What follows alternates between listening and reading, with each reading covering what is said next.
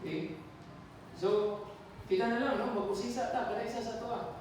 Ayaw pagpakaroon nun kay ang Ginoo nasayang na yun. Kung wala pa yun ka nahimong tinuod ng Kristiyano, dapat nahimong kang Kristiyano. Eh, sultihan ka lang ka, sa tibuok kalibutan, pila ka pastors o mga preachers. Kung seminaryan, daghan. Sa pastors, gamay-gamay na lang. Ipadala sa seminary, wala pa na say. Pag-abot sa seminary, i-distribute sa mga simbahan. Pag-abot nila sa simbahan, na wala yung pastor, ngayon na itong mga membro, pastor. Ganahan ko sila kay pastor, nagigay sila. Tumating. Ikaw wali. Ha? Ikaw wala ko yung pastor. Pero seminaryan, wala maluwas. Pero siyempre, kaya kami sa mga local churches, ipadala man. Pero yung wali. Wali. Halos, kapilang na segundo sa masumpayan, ang sentence. Tulong sa singot. Hana, bugnaw, ginit na po. Pero gigrasyahan niya po sa Ginoo, nakakuman. Pero later, nag-testimony, nandito na siya sa seminary na luwas. Pastors, tulong ka tuig. Galing ko na ngalan. Huwag galing ko natin ngalan sa denomination. Pero naghani. Bisan, among the Southern Baptist, naghani, wala lang na paniko. So, pang denomination, naghani ako ni. Okay, di kayo ibanin ko mo ni. Pero rin ako isulti sa inyo. At kung nagsulti, isulti yun niya, wala na yung ngayon. Pero isulti niya kung asa ang grupo na ito. Kung nagsulti, pastor sa GIL. Madod pa niya, sa iyang kailang pastor, 3 years na siya nagpastor sa ilang simbahan, o sa ikatulog ito, iningon siya, salamat. Naluwas na yun po. Pero bilang na ito, nagbalik-balik na niya sa simbahan. Na-recognize na ba niyo katong time na nagkasigurado ka, na nag-ingong ka, salamat na luwas na yun po. Ako ba rin sa inyo, personally ako na istorya, kung ang ilang testimony, hindi mo sila, pag-iwan ako, ano ka na luwas? Dugay na sila ng simba, hindi mo sila, katong time, pastor, hindi emphasize na yung kaluwasan. So siguro, ako ba sa inyo, hindi mo na, saan mo ni pastor? Pero kung saan naman mo may direksyon ni Lord, may emphasize o sa akin. Sige, emphasize na po. Pero ano mag tinabangay ka, dili man kanunay na rin emphasize, dito sa inyong balay, istoryahin na ninyo. Kung anak na siya, kung bala na siya, istoryahin ninyo sa inyong balay. Darling, sweetheart, kumusta ka? Sigurado mong magkita ka sa langit.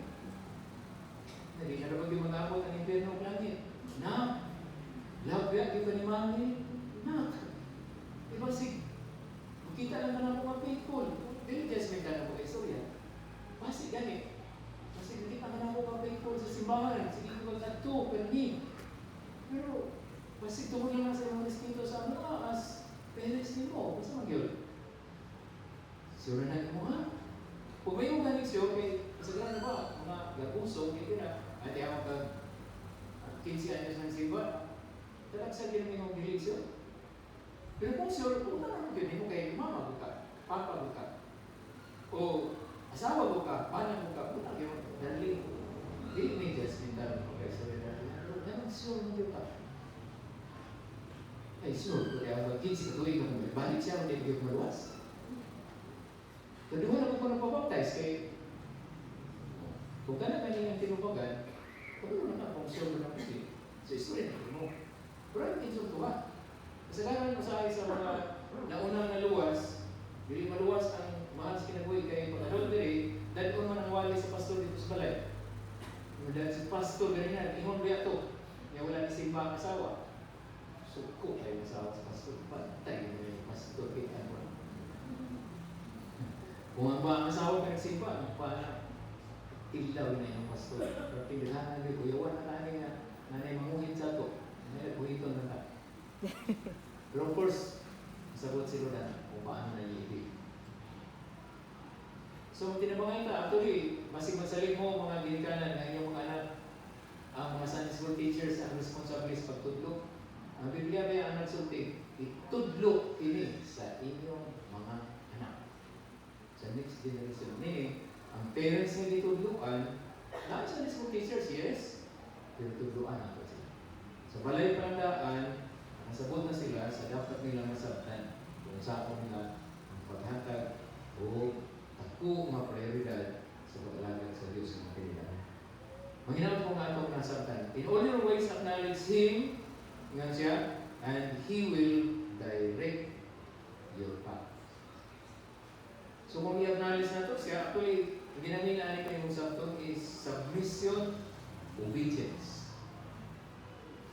Last verse nga itong ibutang sa screen, Luke chapter 11, verse 27 to 28. Luke chapter 11, 27 to 28, this is still about obedience kasi in all your ways, acknowledge Him, meaning, i-consider nato ang will of God, kami sa gusto pa nato, o willing niya kabuhaton, gusto nato buhaton, pero dili kita yung kabuhaton, dili nato agaw-agaw. Ingon sa diri, mahinit ang Ginang Hesus. And it happened as He spoke these things that a certain woman from a crowd raised her voice, ang gusto tayong tingin sa Bible, and said to Him, isa yung instruktihan, si Jesus, Blessed is the womb that bore you, and the breast which nursed you. Pero ang samay tubag ni Jesus. But He said, more than that, blessed or blessed are those who hear the word of God and keep it. So, bang translation, who hear the word and obey it. So, si Maria gitawag sa Biblia nga bulahan, dili na ta madinan. Pero wala siya na yung bulahan, kay uutan siya o guwapa siya. Bulahan siya kay in God's sovereign will, ipili siya na mahimong inahanin Ginoong Hesus sa iyang pagpapatao. So, bulahan si Maria. Pero si Ginoong Hesus mismo ang nagsulti, kung kita karon sa kinsa sa ato, kung naitudlo ang Ginoo, niya atong luwato ni siya sa pagtuo atong sundon, mas bulahan pa tayo ang Maria. So kung gusto ka na mas mabulahan ka kontra sa Pang-Maria, paminawa ang tulong sa Ginoo. Kung nakakay chance ka mag-appeal ka o seminar, Bible study, preaching, Sunday school, appeal. May part na sa imong pagtubo. Unless nga may mga ay, responsable naman ko, adlaw gabi na mga gatuon. Pero sabihan ka, kung nagtubo na ka, ang imong growth, maka-apply ko sa uban kung naa ka. So, gikinaglan gapon ka sa grupo, bisan pag may mga matured na ko kayo. Wala may matured na believer na rin ilusara siya. Kung saan pag-glorified sa Ginoo kung ikaw rin isa. Kung saan yung paggamit ng imong mga giftings. Kung saan yung pag-encourage one another kung ikaw rin isa. Kung maayo kang kanta, kung saan pagpadungog sa uban sa mga mensahe sa awit o sa tingog na mihatag sa Ginoo sa imo, kung kayo siya, wow, praise the Lord, ang pusis niya. Parang pang.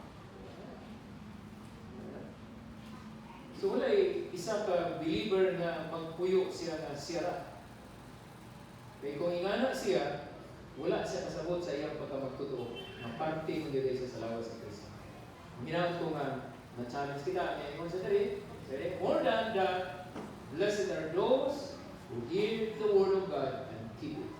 Dito ka sa iyang presensya.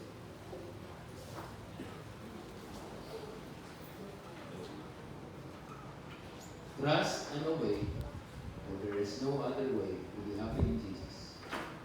This year, 2025, continue to trust if you are trusting the Lord, and continue to obey if you are obeying. Pero if ever wala na ka sa imong trusting in the Lord, balik. If ever nalihis na ka, disobey na ka, pili mo malayo ka na, bumalik ka na. At sumunod uli sa kanya. Kasi ka naman ang expectation niya sa ito. Kita nga iyang mga katawan, sunod ka niya. Kung na kay kapasidad na makasunod ka, kung kay na kay Espiritu Santo na puyo sa imong kinabuhi, na kay pulong sa Diyos na imong gabay, na kay divine nature na na-imputed sa imo. Ibuhos na sa Diyos ang iyang gugma sa sulod sa imong kasinas. Remember that you are now outside of God. Normal sa anak na musunod sa iyang dinigan. Kung naman mga times sa atong life na nagkinabuhi kita sa abnormal na maagi, balik lang ka sa normal. Wala pa naman si Lord sa to. Ayaw pa rin sa parents. Garagan sa mga na-failed, yung mga fathers of faith na to. Matitibalik sila sa Diyos. Restore because God has the power to restore you. To restore me. He is able and available. His grace is sufficient. And His mercies are new every morning. Tingali ang buwan sa tuwa, medyo ang pagkaroon nagpas-an pa sa consequence sa atong actions o sa atong lifestyle. Pero ang Bible nagsulti, maybe in the evening, groaning, but rejoicing in the morning. Tingali, naka-experience ka o miserable na kinabuhi tungkol sa pag-disobey o bilang rebelde sa will of God. Pero di man po kinanglan na magpabilin kaya sa maong kinabuhi. Kaya di mo nagsaan man o kalipay sa tanan na nagasunod kanina. Pilia ang kalipay. Pilia ang kalinaw. God, Jesus Christ is the Prince of Peace. Kada isa sa ato, istorya na sa Ginoo kadali lang. Kung sa iya, imong puso isulti sa iya, istorya lang, kadali. Naminaw siya, gusto siya makadungog sa imong mga words, nagikan mismo sa imong heart.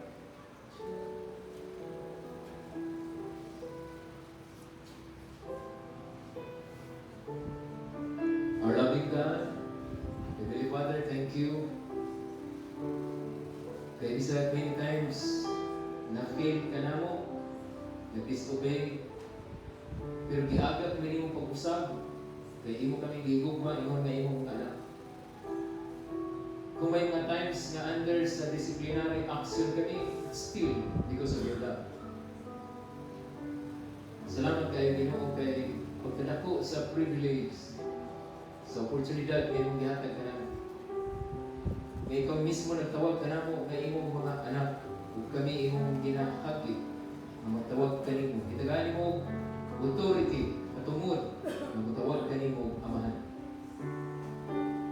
Huwag namin access sa imong throne of grace through our Lord Jesus Christ.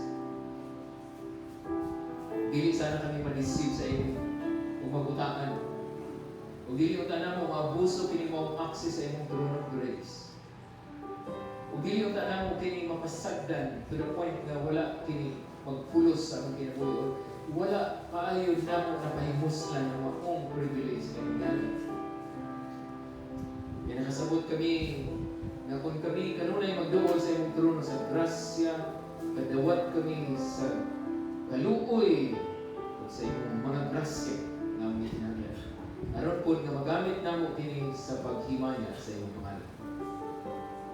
Dili ka dalok na Diyos. Nakita ni mo Lord ang mga panginahanglan, hindi mong katawan karon, hindi pagsugod sa bagong tuig. Hikapa ang among mga kinabuhi, ang mga kasing-kasing, ang pagbati. Ug sa man ang mga butang ang ikinahanglan ikaw na sayo ning tanan Ginoo. So therefore ako ning gisurrender kanimo. Kaloy ang matag sa kanamo.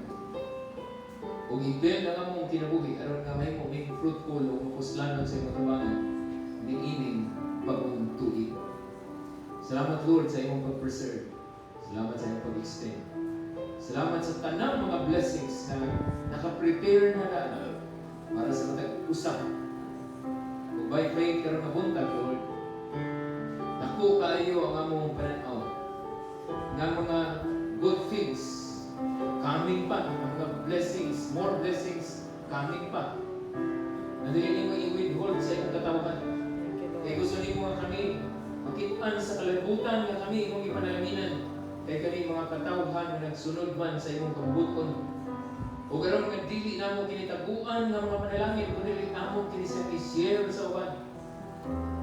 Aron daghan pa ang makadawat niini o mag-multiply ang thanksgiving o ang praises to the living God who is the source and the owner of all the blessings that we have now. Thank you Lord sa iyong pagkamayo. Among ibalik sa imong tanang tumog himaya. Padayon nimong maguhon ang among mga kinabuhi. Padayon nimong i-save, i-build. Padayon nimong i-repair. Kung salamat Lord sa kusog, sa bagong kalipay. Bagong mga plano alang sa imong himaya, Lord. Bagong kalipon. Salamat sa imong pagpatubo sa pagtuo sa among bagong level sa gugma. Salamat Lord sa bagong mga commitment na ibuhian sa imong mga katawan. Panalangin ni Ginoo kay bisan mag-commit kami kung dili mo tabangan, dili man ako mahimo gyapon ang among mga desisyon. Thank you Lord sa victories nga imong ipa-experience sa talusan. Thank you Lord sa protection nga imong buhaton. Thank you Lord nga imong padlungon, i-rebuke ang yawa nga nag-atake sa imong katawan. Thank you Lord nga imong ihatagan kami sa authority to destroy the works of the enemy in Jesus' name. And we declare that the enemy is defeated in the name of Jesus. By the blood of Jesus, protection ni Lord ang imong katawan. Sa pangalan ni Jesus. Amen. Amen. At ang palapakan natin. Ulitan mo tindong. Salamat. Ako lingkod. Salamat.